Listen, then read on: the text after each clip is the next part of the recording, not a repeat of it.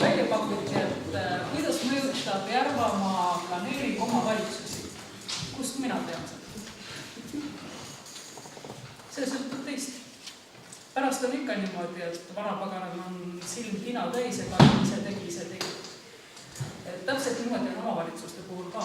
Et see oli see, mis ma nagu sellest Siimu ettekandest välja korjasin, oligi ju tegelikult see, et see, mida ta ju räägib, on täiesti asjakohane, et Rae vald on ennast ise kuluks saanud, mitte keegi teine ei ole seda teinud, rääkimata veel sellest, et nagu riik oleks seda teinud. Et kui sa arendad elamu majandust, siis sa pead aru saama sellest, et sotsiaalne infra peab järele. Ja kui sa ei tee neid otsuseid, siis nii ongi. Et siis ühel hetkel oledki sa selle lõppide künas. Et mina olen ruumilise planeerimisega 96. aastast kokku puutunud ja minule tundus ausalt öeldes, et kuskil aastal 2001-2002 hakkasid omavalitsused aru saama, et planeeringu kehtestamine tähendabki midagi. Planeerimisseadus oli 7 aastat kehtinud ja omavalitsustel hakkas siis kohale jõudma, et ta teebki mingi otsuse, kui ta kehtestab planeeringu. Võib-olla mõned helgemad pead tabasid varem ära, aga paljudega küll juhtus niimoodi, et oi, millise otsuse me oleme teinud. Kas see on meile siduv? Mis me nüüd tegema peaks? Üks markantsemaid juhtumeid oli see, kui tegime ühte pilooti. Ja see on nüüd teine teema, mis puudutab ka seda, see on siis Siimsuurid, jah. 2 Siimu, et ma nüüd segamini aja. No eks te saate enam aru, millest ma räägin. Et see on seesama stabiilsuse küsimus. Et mina olen näinud oma praktikas küll ilmselgelt seda, et mida stabiilsem on omavalitsuse juhtimine, seda stabiilsem on planeerimisalane tegevus ja seda stabiilsem on omavalitsuse areng. Ja need on täiesti selgelt täpselt niimoodi enam käibki, aga siis see sama näide meil oli pilootprojekt ja tegime ainult ühte väikest osa seal. Ma arvan, et see oli kas rannaaladega seotud või midagi taolist. Ja siis helistad mulle siis valla ehitusnõunik ja küsib, et meil on planeeringusse siuke lause sisse kirjutatud, et mis me nüüd teeme. Ma küsisin vastu, mis te minu käest küsite, teie kehtestate selle planeeringu. Ehk siis tarkus. Maavanem kehtestab selle planeeringu ja teie vastutate selle planeeringu eest kõik. Kontrollküsimused ehk äratus hommikuks. Kes on kokku puutunud eelmise maakonna planeeringuga tehtud aastatel? See eelmine laine oli siis 96 kuni 2001 lõpetasid siin helgemad pead. Minu meelest oli Hiiumaa see vist viimane, kes lõpetas. Tõstavad käed üles. 2. Mis on kokku puutumine? See, et ma olen lugenud, kas on kokku puutumine? See ei ole kokku puutumine. See tähendab seda, et te olete selles osalenud selles protsessis, see ei ole mingi kokku puutumine. Me kõik oleme kirjas. See on küsiski, et see täpsustab. Täpsustatud.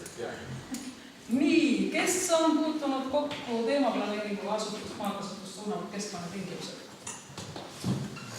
Juba varem, ei ole varem. 2, jälle 2. Kus siis vahepeal keegi kapas ära? Nii, kes on sotsiaalse infraga kokku puutunud? Juba järjepidevusest räägime. Juba hakkab loomu. Nii, kuidas teile tundub siis, et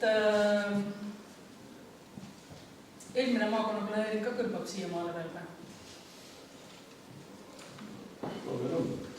Kapist elaks sellega, ta on juba vabast selle No siis ei ole tõesti küll kapida. Pole kapist välja tulnud. Et see oli iseenesest räägin paar sõna sellest eelmisest maakonna planeeringust.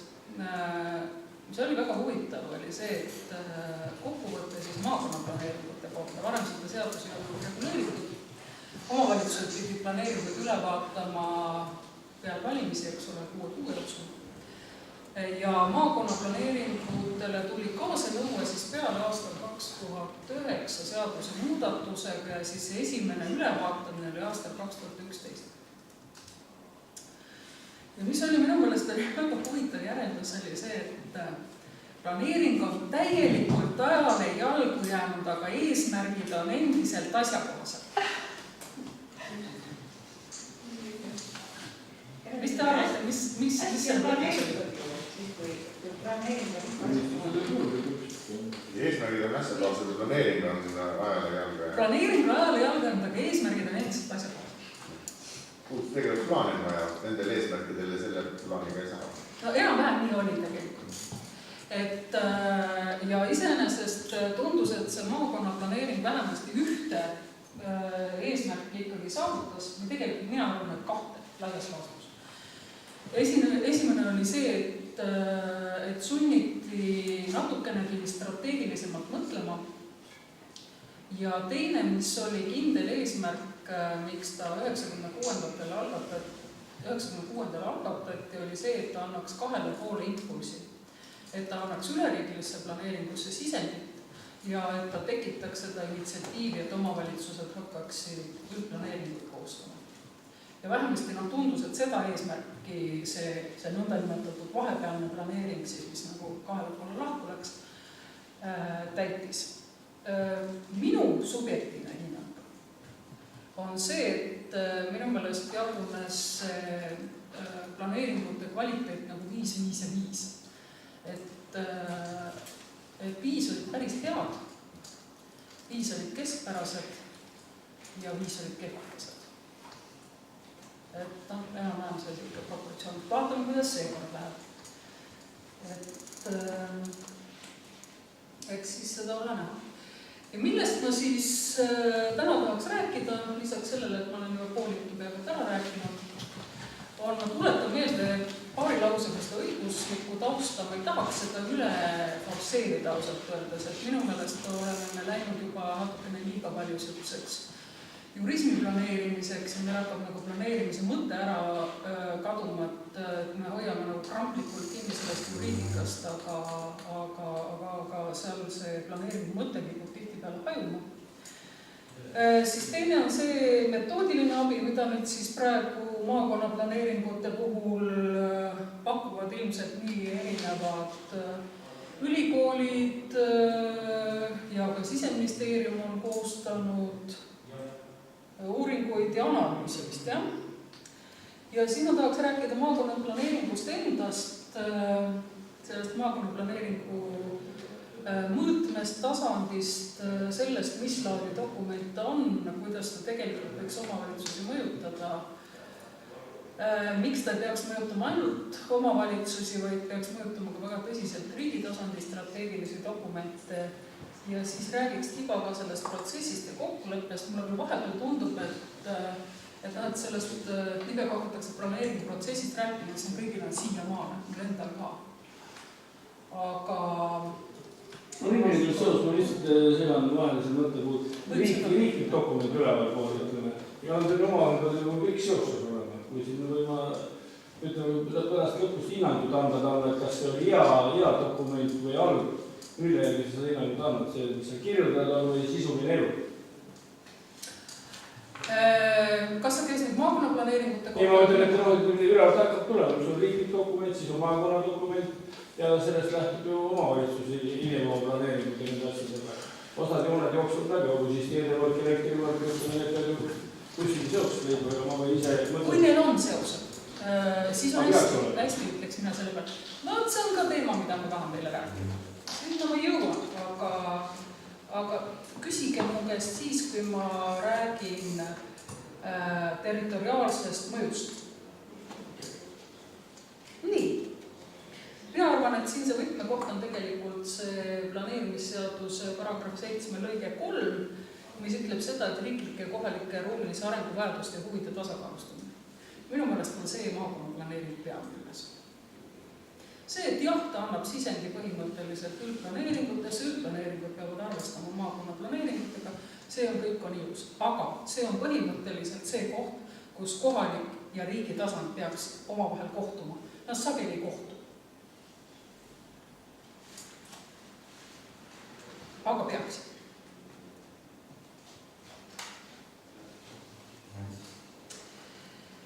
Nii, ja siis ma tegelikult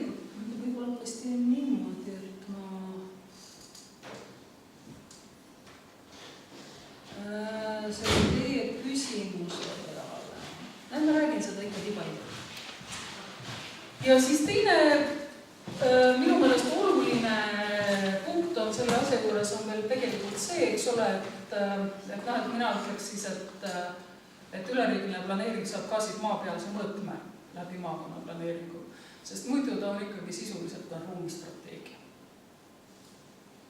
Et nii nagu te näete, üleriigiline planeering on ikka suures osas skemaatiline, eks ole, aga see siis, kuidas ta hakkab realiseeruma, ongi see, kuidas ta siis hakkab maakonna planeeringutes välja nägema. Aga ei tohi kahtlemata unustada seda, et maakonna planeering on siiski strateegiline dokument, see ei ole maakasutusplaan.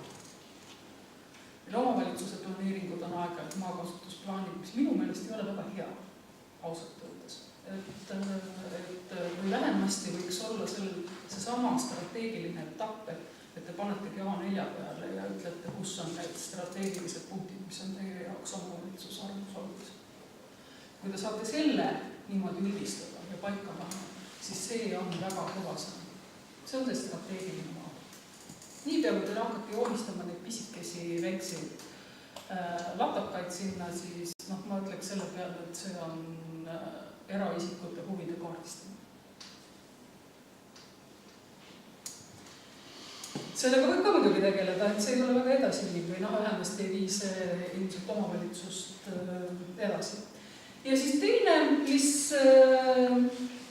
ehk siis see üleriigilise planeeringuse vahepealne etapp, eks ole, et nagu te näete, nüüd need protsessid on natuke teistmoodi, kui varem tehti maakonnaplaneeringud valmis ja need andsid nagu siis sisendit üldplaneeringutele ja üleriigilisele planeeringule, siis praeguses selles etapis me oleme tegelikult sellises faasis, kus siis on saanud üleriigiline planeering valmis aastal 2012, eks ole, nüüd tehakse maakonnaplaneeringuid ja siis paralleelselt tehakse ka suuniseid Siseministeeriumi poolt. Praegu minu teada ei ole siiamaani selgus, kas need on kohustuslikud või need on soovituslikud. Vist ikka soovituslikud. Ei tea. Korra kinnitasid igatahes Läänemaa. Alati küsin, kunagi mulle ei vastata. Mulle küll vastatud. Mina ei tea. Mina ütleks, et see, kuidas ma vaatan, kuidas praegu seadus muutub, on minu jaoks on hirmutav. Et ma kipun arvama, et sellest saab üks määrusi. Sest ei ole mina aru saanud, millega need määrused, mida massiliselt seal öeldakse, et kuidas kõikidele tasanditele tehakse määrusi, et millega need ühel hetkel sisustama võtakse. Sellest ei ole praegu niimoodi aru saanud. Nii et ma ei oleks väga... Ja ei, see võib muutuda. See võib muutuda. Et need on siis nagu, et siis maakonna planeering, eks ole, mõjutab üldplaneeringute koostamist ja ilmselt hakkavad siis ka need suunised mõjutama üldplaneeringute koostamist. Nii. Siis mis on uueks lähenemiseks maakonna planeeringute puhul on need müstilised toimepiirkonnad ja tugitoimepiirkonnad. Palju teil neid tuleb?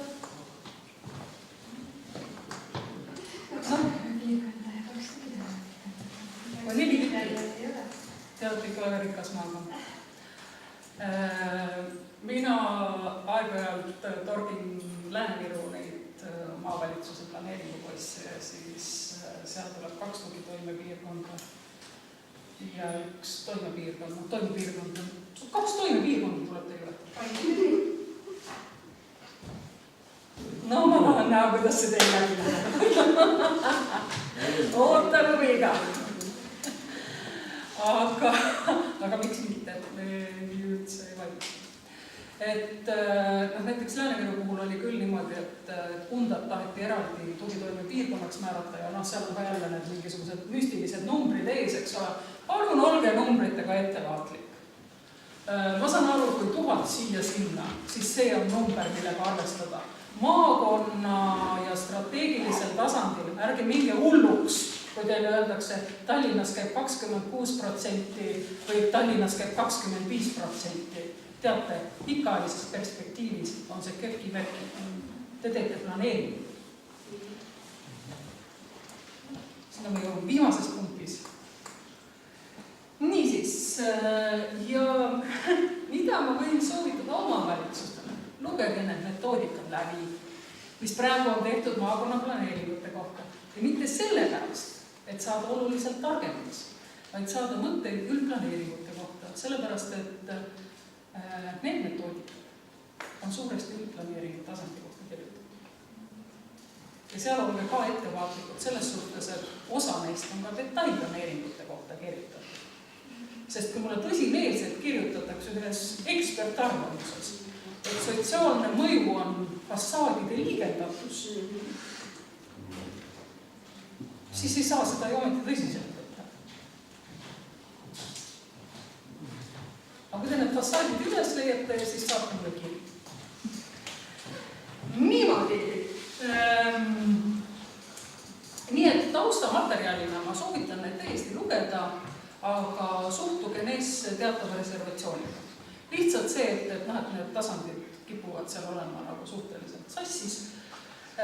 Ja see asustuse suunamise oma, seal on eriti tore, ma ei tea, kas need maavalitsused on siis andnud kappa sellele uuringu koostajale, igatahes seal on enamik on niimoodi, et pealkiri on siis maakonnaplaneeringud ja maakonna tasandil asustuse suunamine ja siis järeldused on umbes, aga seda oleks otstarbekas teha üldplaneeringu tasandil. Tarka andmine toimus Vestvikil Järvamaal. Ühesõnaga kohalik mõju. Aga ma soovitan vähemasti lugeda sellepärast, et igal juhul võiks anda teile nagu teatavat mõtet, seda enam, et ega nendest majanduslikest ja sotsiaalsetest mõjudest ei ole väga palju kirjutatud, et te saate seda taustinformatsiooni, mis nagu mujal toimub ja siis ka see pool, et eks te siis saate nagu kohandada ise, et kuidas te näiteks saaksite oma üldplaneeringute juures kasutada. Miks mina väga neid mõjude hindamisi soovitan, on väga lihtne põhjus. See tegelikult annab teile argumendid planeeringu otsuste põhjendamisel. Ja planeeringu otsuste põhjendamine on planeeringutes jube lahe. Kõikidel tasanditel. Ei ole maakonna tasand erand, ei ole kohaliku omavalitsuse tasand erand. Aga põhjendama peaks. Ja ka protsessi kaardistamine minu meelest ei ole mitte oluline, et minna pärast tõendama kohtusse, et sa oled teinud neid liigutusi. Vaid see on pigem see, et sealt on võimalik näha seda, kuidas te selle otsuseni olete jõudnud. Nii. Uuringutesse. Kuna mul hästi palju siin niimoodi, mul on väga lihtne rääkida, sellepärast, et ma olen kuulanud ära päev otsa ettekandeid. Uuringutesse ma soovitan suhtuda reservatsiooniga igasugustesse uuringutesse. Sest see uuring ei ole planeering. Nendel asjadel tuleb teha väga selgelt. Planeeringu väljund on maakasutus ja ehitustingimused. Üldplaneeringute puhul, maakonnaplaneeringute puhul maakasutustingimused. Või arengusuunised. Uuring annabki teile tavaliselt selle sama taustamaterjali. Otsused te peate tegema kusagil mujal. Kriteeriumid, mille alusel te neid otsuseid teete, tuleb teil välja mõelda enda. Tähenduse nendele uuringutele te peate andma ise. Indrek Rannik ütleb, et me tegime uuringuid. Tartu linna esimest planeeringut tegime nüüd ka uuringuid. Pärast te saate peale. Ehk siis ka see, kui te tellite mingi uuringu, siis te peate saama vastuse, kuidas te peate enne läbi mõtlema, kuidas te seda hakkate planeeringus kasutama, kui te tahate seda planeeringus kasutada. Kui te tahate seda kusagil mujal mingite teiste otsuste jaoks, palun. Teine pool see, et tõsiselt, ärge sellega nagu üle pingutage, et pidage ikka piiri. Niiviisi, ja nüüd statistika. See oli see, mille koha pealt me ei suutnud oma suud kuidagi sulgeda, see 26 või 25%. Te tegelete planeeringuga, te planeerite ette järgmiseks 15 aastaks. Ärge jookske kinni olemasolevasse statistikasse. Ja on 24%. Ja mis siis? Te tegelete tulevikuga, mitte olevikuga. See läheb aeg-ajalt läheb ka nii sassi, Statistikaamet tegi toimepiirkondade kohta tegi uuringu. Üks järjekordseid uuringuid. Mis on uuringu aluseks? Olemasolev statistika, olemasolevad andmed. See ei tähenda seda, et need toimepiirkonnad on ka 15 aasta pärast sellised. Siseministeeriumist olla öeldud, võtke aluseks. Nagu siis ei ole mõtet ju planeeringut koostada. Siis me kehtestame olemasoleva olukorra. Aluseks võtmine, ma lihtsalt kommenteerin, et aluseks võtmine ei tähenda alati seda, et tuleb üks ühele üle võtta. Tuleb ikkagi tavaliselt tähendab, aga ma ei ole seda öelnud. Aga ärge jumala eest ärge tehke seda. Nad lähtusid seal isegi eilsest päevast linnalisusest tõi Alevi termini sisse ja see tõstis kohe olematu näitaja. Nii et olge nende asjadega ettevaatlikud. Nüüd, see on jälle üks siuke slaid, eks ole, mille puhul ma võiks öelda, et ma olen seda nii palju rääkinud. Ja ma räägin iga jumala kord uuesti. Sellepärast, et no lihtsalt läheb meelest ära. Kes rääkis mulle kaitses? See on seesama, natukene seesama teema, eks ole, et mina ei tea, kuidas te lõpuks need väärtuslikud põllumaad välja valite. See on siis tõepoolest teie otsus, kas te võtate mingeid protsente või te võtate mingi boniteedi või mida iganes te teete. Iseenesest ei ole ju teemas midagi uut. Eelmises selles vastutust ja maakasutust suunavad keskkonnatingimused, seal iseenesest määrati neid väärtuslikke põllumaid. Seal oli küll alguseks oli see vist, et enamik maakondi võtsid selleks kriteeriumiks boniteedi ja kui see boniteed ületas maakonna keskmist, siis nimetati seda väärtuslikuks põllumaaks. See oli väga lihtne, väga primitiivne lähenemine. Minu meelest ei olnud selles ajahetkes, selles lähenemises mitte midagi halba. Küsimus on jälle selles, et mida sa selle teadmisega teed. Kui sa ütled, et seda me hakkame nüüd kaitsma, siis me lähme kõik hulluks. Kui nüüd tõepoolest tuleb mingi mullakaitseseadus, kus öeldakse seda, et kõiki neid põllumaid kaitstakse, siis me oleme järjekordselt keeranud vindi üle. Nii ta on, veekaitseseadus, looduskaitseseadus ja neid on paralleelselt kogu aeg kõrval ju. Just, et meile nagu tundub, et me reguleerime kõike, suudame reguleerida ainult läbi kaitse. Me ei suuda. Ja see on ka niimoodi, et tihti peale ongi jälle see, eks ole, et ei lähtuta sellest kohast ja kohapõhisusest. Et pannakse mingisugune üldreegel paika ja pärast ei suuda mitte keegi enam ületada seda barjääri, mida Hiina kommunistid endale vapralt ehitasid.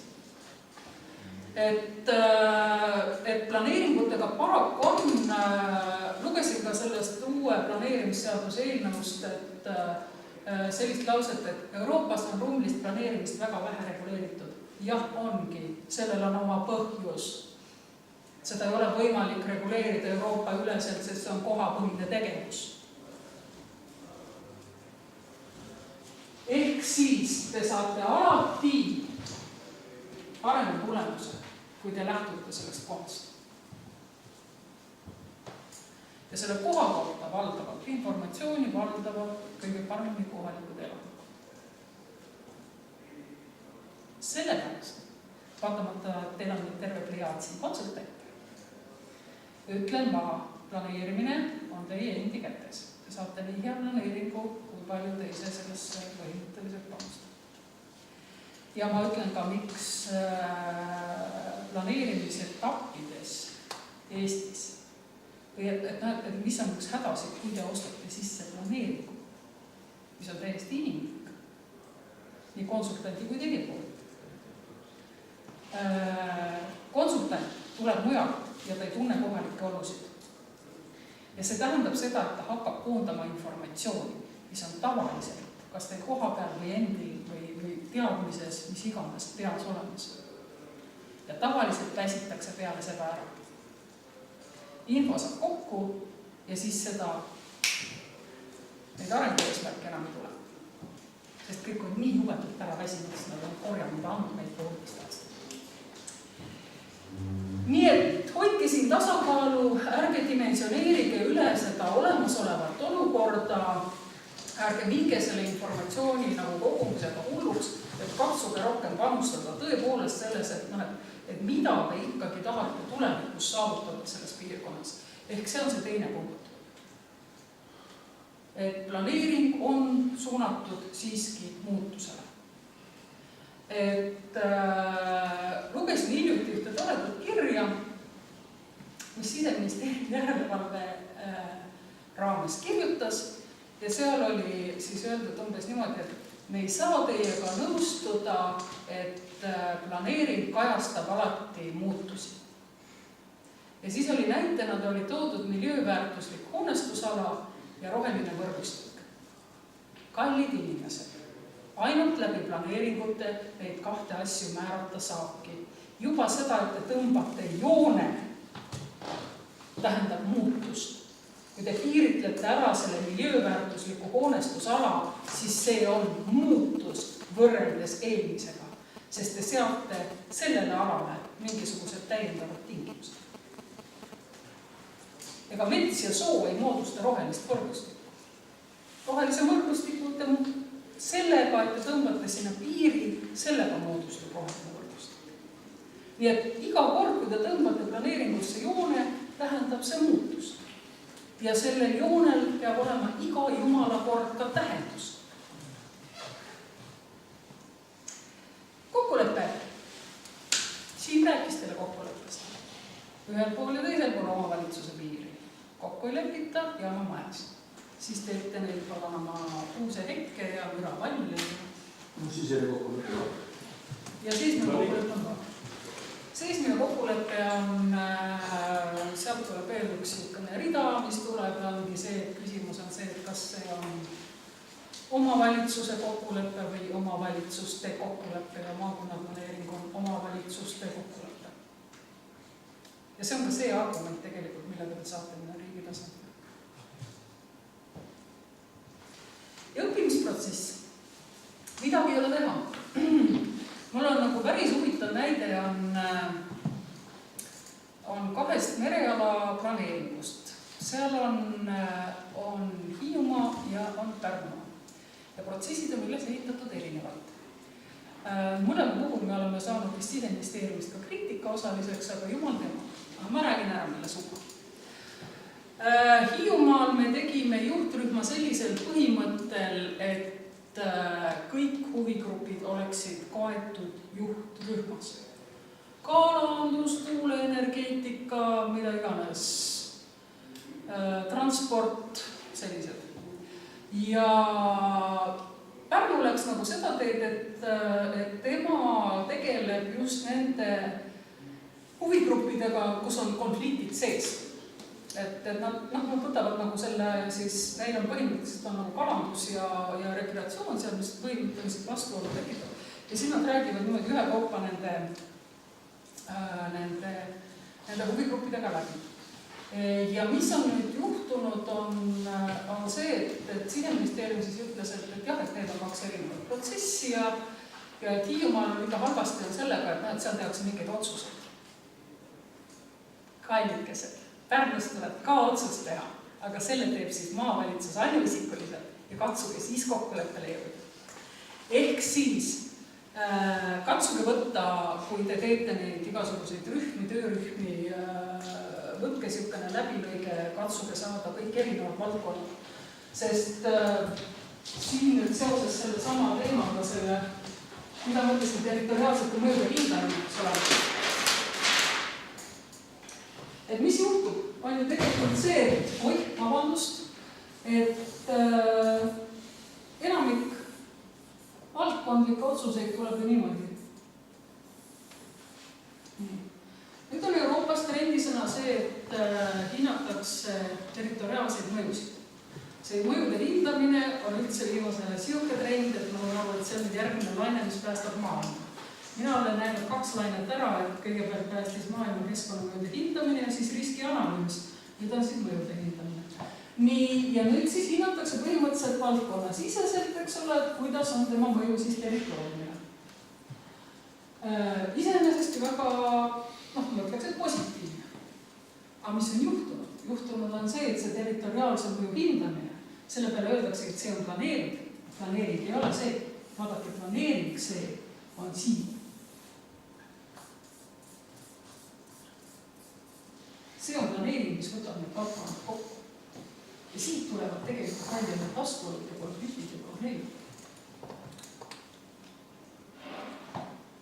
Ehk siis te teete selles mõttes täiesti ainulaadset tööd, et mitte keegi ei ürita ju integreerida neid valdkondi, mitte kusagil mujal peale planeeringu. Pluss veel see, et te annate talle ruumilise mõõtme. Selle hiilgava idee te peate kuhugi ju paika panema. See peab ju maanduma kusagil.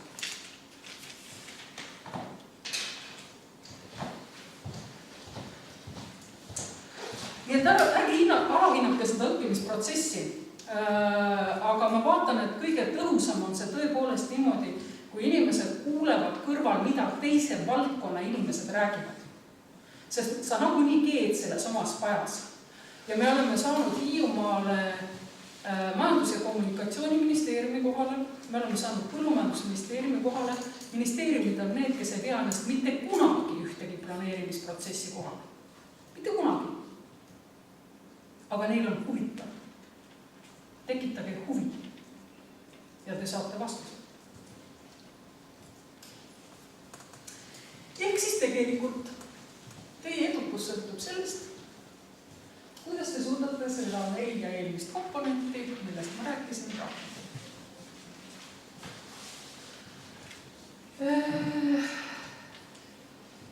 Ka sellest, kuivõrd adekvaatselt neid erinevaid mõjusid on hinnatud, et te jääte ikkagi maakonna tasandil ja ei lähe väga detailsele tasandile, mida te mitte kunagi ei saa nagunii ära hinnata. Kõik ütlevad, et jälle mingi 7 uuringut on puudu ja teavet ei ole piisavalt ja otsuseid ei saa teha.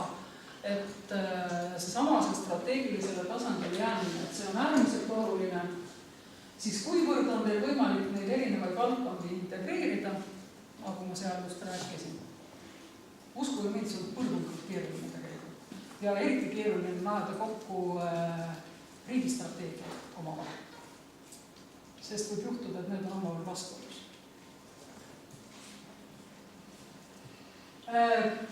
Kas te suudate leppida kokku prioriteetides, sest see vajab alati nagu sellist enda ületamist, et mõelda natukene laiemalt kui võib-olla ainult oma mätast. See kehtib nii valdkondade kui territooriumite puhul. Ja kas omavalitsuse huvidest, kas omavalitsuse huvidest saada omavalitsuste huvid? Need on nagu need võtmõised. Nii. Ehk siis, olge ettevaatlikud. Ma pean tunnistama, et mina vaatasin ka niimoodi suuri silmi neid territoriaalsete mõjude hindamist, mõtlesin, et oi kui tore, hakkavad ometi rääkima, kuidas need strateegiad ka ruumis toimima hakkavad.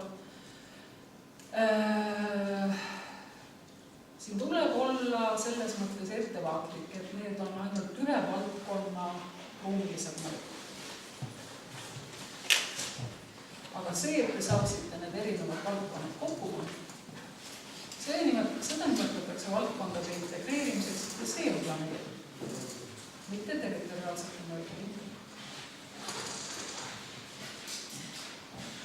Siis mida tähendab riigi tasandil strateegiline dokument maakonna jaoks? Kas te saate alati nendest aru ja kas te saate aru, mis see mõjutab teid? ENMAK-i on keegi lugenud? Energiamajanduse arengukava või tasa kulmukorrustada. Kuidas see teid mõjutab? Elab ära. Minu meelest kõlas see, ma ei tea, see elab ära oli nagu verbaalselt tuli välja, aga mõte vist oli, et elab üle või? Ei, ma seda ei aitasid kaasa. Minu elasime üle Brežnevi ja Andropovi ja Gorbatšovi ka. Ainult tuleb. Mõned ei elanud Stalinit üle. Ja siis teine küsimus on see oma, eks ole, et mida ma rääkisin, et mida siin tegelikult see strateegiline dokument ruumis tähendab, tihtipeale sellele vastust ikkagi ei saa. Et seal on sellised abstraktsed mõisted, et ma mäletan, kui mina mingisugust eelmist energiamajanduskavast lugesin, siis see oli niimoodi, et luuakse ühendused välisilmaga. No, kus kohas? Mis see tähendab? Kas see tähendab Hiiumaale midagi või see ei tähenda Hiiumaale midagi? Et kas see tähendab uut sindiliini või see ei tähenda uut sindiliini? Et need on nagu need küsimused, millele tegelikult maakonna planeeringus peate ikkagi suutma vastata. Midagi ei ole teha. Te peate vähemalt proovima. Ja kui te suudate selle ära sõnastada maakonna tasandil, mis on natukene strateegilisem ja võib-olla on seda tööd seal lihtsam teha, siis on teil ka lihtsam seda sõnastada omavalitsuse jaoks. Nagu mõtlen pärast seda riigiseadust, kui sa energeetikast räägid, siis ütleme riikliku selle dokumendiga tuleb siis teostada omanike juhust. Just. Aga kahele küsimusele peaks vastama just nimelt, et mida see tähendab konkreetse maakonna jaoks ja mida see tähendab ruumis. Et kuidas see teid mõjutab? Uskuge mind, need on väga keerulised küsimused.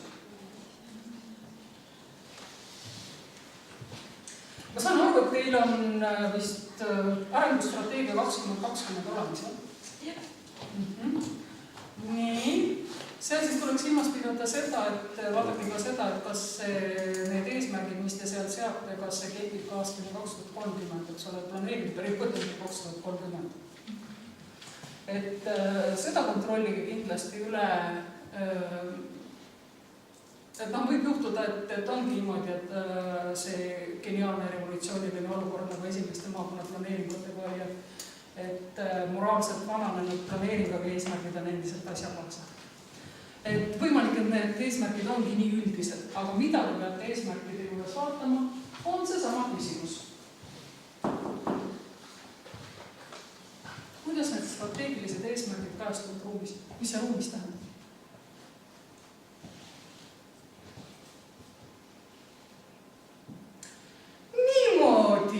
Astumina sisse ja Karri Raagma räägib teile Singapurist.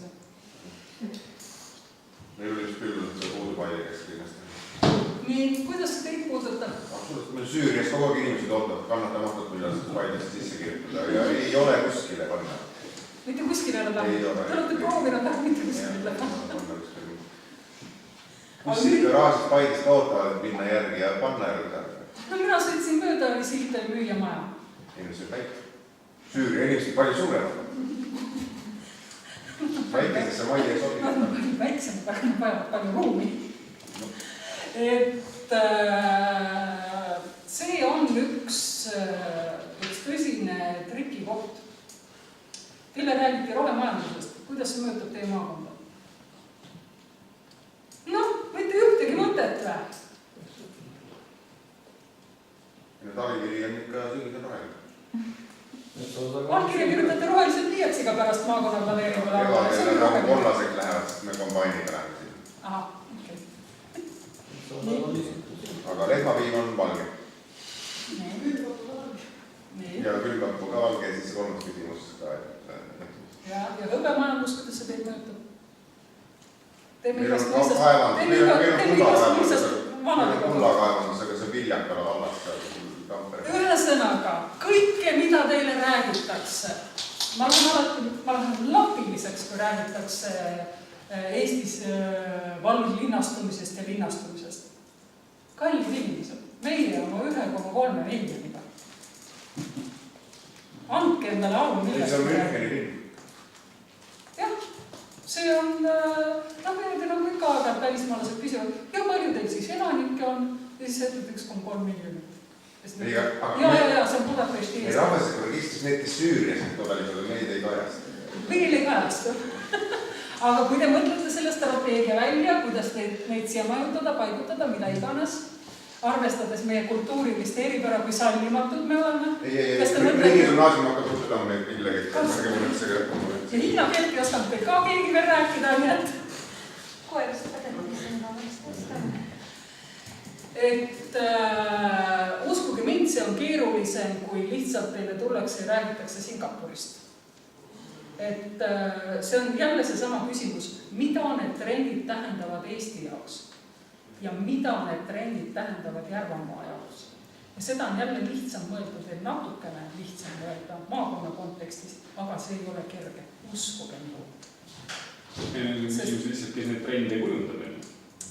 Kui meil eelmine regionaalminister või üle-eelmine iganes ta oli, ütles, et valdades on ju rahvastiku arv ju sama, mis te räägite enne, mis siis, et meil maakonnast on kõik läinud sinna Raele ja Harkule ja sinna Tallinna ümber enne. Siis ta ütleb, et ei ole regionaalset probleemi, et kõik on hästi, valdades on ikka sama palju.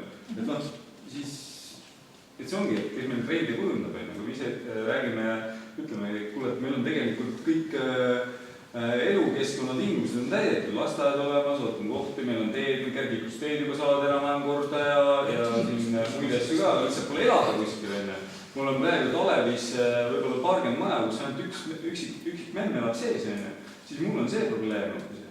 Et ses mõttes valgekülastamine kogu see protsess on ikkagi ju meid mõjutab väga otseselt, aga see trendi mõjutab ju see üldine suundumuse. Kui me räägime, kõik igaüks räägib, et linnastumine on globaalne probleem ja see peab nii olema, nii ongi. No, siis ütleb, muidugi see ongi trend ja nii peabki olema. Aga tegelikult me võiks mõelda teistpidi. See, mida ma tahan öelda, on Tallinn kaotab elanikkonda. No võib-olla nüüd oma roheliste kaartidega tulid nad tagasi, eks ole, sissekirjutusena vähemasti. Korraks pääsed, jah. Tähendab, lihtsalt, mida ma tahan öelda sellega, et see, miks ma tõin selle näite, on see, et sa pead aru saama, kas see kehtib ka Eestis. Et kui me räägime, eks ole, siin valglinnastumisest, siis tavaliselt räägitakse seda, et valgub laiali kuskil 1,5 miljonit linna ümber. Et kas see on meil probleem? No, aga ma saan aru, millest sina räägid. Meie sellistest seltskondades ei räägi, kus on 1,5 miljonist. Me räägime 150 inimesest või 1500 inimesest, kes lähevad sinna Saugasse, Audrusse ja igal pool mujal.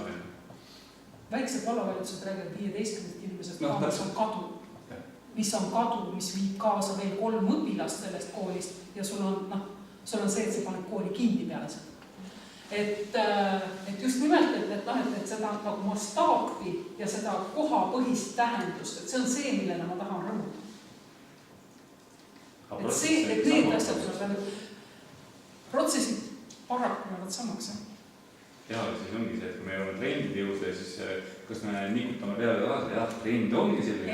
Või me ütleme, et näete, et juba maailmas trend on teistmoodi, juba hakkavad maale minema ja siin Eestis hakkavad, kuidas see on ikka hea mõtted ja Euroopas kõik lähevad juba maale. Hakkame ka minema. Aga selle kohta on olemas see lause. Te teete planeeringud selleks, et muuta midagi. Planeerida ei ole siis mõtet, kui me ütleme, et jaa, võtame linna ümber, hakkame kabeli peale astuma. Sa tahad muutust. Ei, sellega ma olen.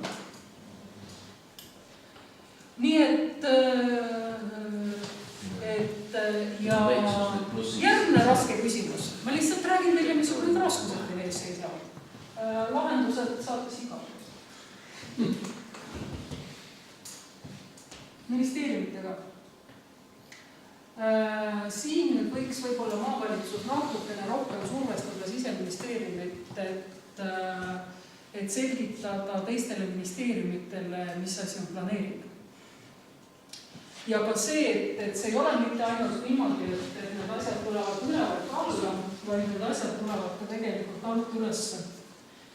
Ehk siis paraku on küll vist niimoodi nüüd juhtunud, et ma väga lootsin, et need maakonna planeeringud saavad anda impulssi ka nendele meetmetele, mida praegu välja töötatakse. Et mida nagu siis reaalselt vaja on. Aga kahjuks nüüd see ajaline lõks läks nagu et see asi läks halvasti, aga mina ei viskaks nagu kunagi püssi põõsasse, sellepärast, et jälle see sama, eks ole, et kui te ütlete, et see on maakondlik kokkulepe, siis sellel on suurem jõud, kui te ühekaupa hoogute. See on selline lootusetu tavaliselt ministeeriumitega. Aga just nimelt, et kui te saavutate selle kokkuleppe, siis teil on millega minna ka nendesse strateegiatesse, meetmetesse, kuhu iganes. Aga te peate olema hullult järjepeal. et mina ei nõustu sellega, et riigi tasandil ei ole võimalik midagi muuta, ühtegi strateegiat ei ole võimalik muuta. Mina arvan, et on, aga selleks peab olema endal see mõte selge, mida te tahate saada. Ehk see on iseenesest, ja see on just nimelt, et see on kokkulepe. See on üks rääkimine. Et siin toodi see sama näide, et Põhjamaades on suurem osa maast on omavalitsuse käes. Jah, on Soomes.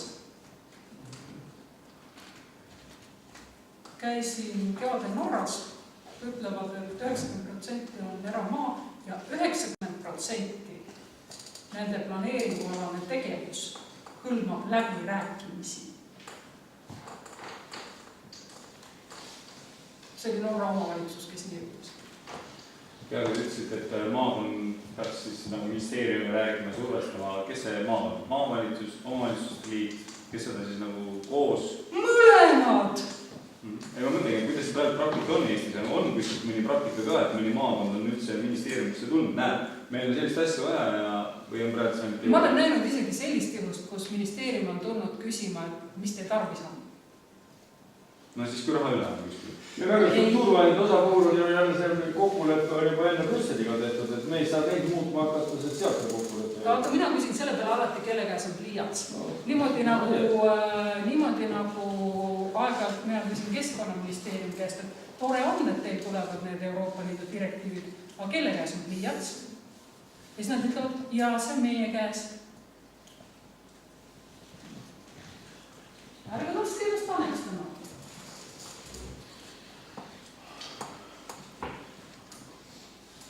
Ja siis sisendaks ole riigi tasandi strateegilistest dokumentidest, mis praegu on enamik on aastani 2020. Sellepärast, et me käitume raha järgi, aga teie planeering on mis aastani ja nüüd ütlevad kõik koolis. Õige. Ühesõnaga, teil on nagu see kohustus veel pikemalt ette mõelda. Ja siis te saate järgmine kord mõjutada. Mis nüüd, mina arvan, et üks põhjus muuseas, miks maakonna planeeringud võib-olla ei olnud nii edukad, kuigi sealt võeti ikkagi neid punktlauseid ja eesmärkidena võeti kirjutati projektidesse ka, oligi see, et need koostati aastatel 98–2000 ja 2004 tabas meid Euroopa Liit. Ja me hakkasime käituma projektipõhiselt ja me ei mõelnud enam niimoodi kompleksselt. Et see varasem mõtlemine oli tegelikult oluliselt komplekssem, kui me hiljem see tegutsemine iseenesest nagu ja nüüd ministeeriumite vaheline ja kõik see Eesti planeerimine üleüldse ongi ainult ministeeriumi keskkonnad. Iga üks siseministeeriumi, kas või valdkonnas vaatame, on ju Eesti on jagatud nii lapiliseks, et ükski asutus piirid ei ühti kuidagi. Ja see ongi see sama küsimus, eks ole, et tegelikult seda horisontaalset vaadet ei ole, eks ole. Ja see, kus see saab ikkagi siis väga konkreetseks ju on maakonna planeeringu tasand. Et mina nagu hindaks eriti seda maakonna planeeringu tasandit, just nimelt, et ta on veel strateegiline ja tegelikult seal saaksid need omavalitsus ja riik kokku. Ja siis on võimalik ka minna edasi nagu riigi. Tõesti fenomenaalne lause, mida me kuulsime Lääne-Virumaal, oli see, et hakati igasugust väikestest asjadest aeg-ajalt rääkima. Ja siis ütleb üks vaadakene. Me peame ikka riigimehelikult mõtlema. Ja mõtlesin, et kuuleks ma seda kusagil ministeeriumi koridooris. Kokkuleppe omavalitsuste vahel. Mina arvan, et ikkagi olulisem on see arengusuunamine ja siis tulevad struktuurivahendid. Minu meelest peab olema enne mõte ja siis tuleb raha. Mitte vastu. Ja see sama, ilmselt mida me hakkame nägema, ongi see, et sellest on nii palju räägitud, et kuhu me panustame inimesse või betooni. Nüüd räägime, et me panustame inimesse, lugege neid vahendeid ja kes saavad aru, et betooni enam edasi. Veel lihtsam panna ja kiiremini suuremat kogust. Jah. Ja siis see, ühine arusaam. Kui te omavahel räägite, sellepärast ma nüüd räägin seda, et protsess on oluline. Protsess ongi oluline. te hakkate üksteisest paremini aru saama.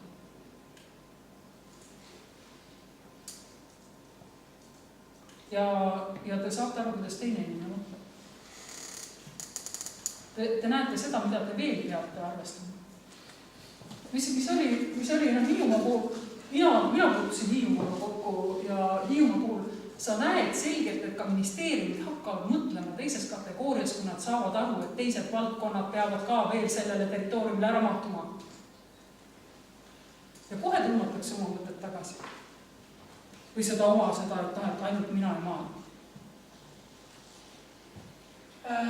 Nii et katsuge saada vähemasti neid, vaatasin, lugesin nimekirja, vaatasin, et enamik olid omavalitsused siin, teie saate ilmselt horisontaalsest tasandist väga hästi aru.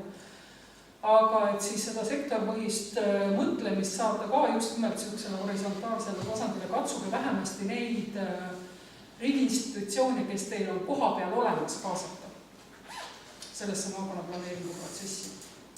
Ja kui vaja, tehke siis kas või neid väiksemaid töögruppe või mida iganes. Aga uskuge mind, sellega ei tohi niimoodi teha, et te kutsute inimesed kokku ja siis kõik vaatavad need üksteisele otsa. Et selle peab väga selgelt ette valmistama ja võib-olla ka eelnevalt mingisugused suunavad küsimused või vähemasti mingi intriigi üles võtma, eks ole. Et näiteks trendid on üks selliseid, millega saab väga hästi arutelusid tekitada.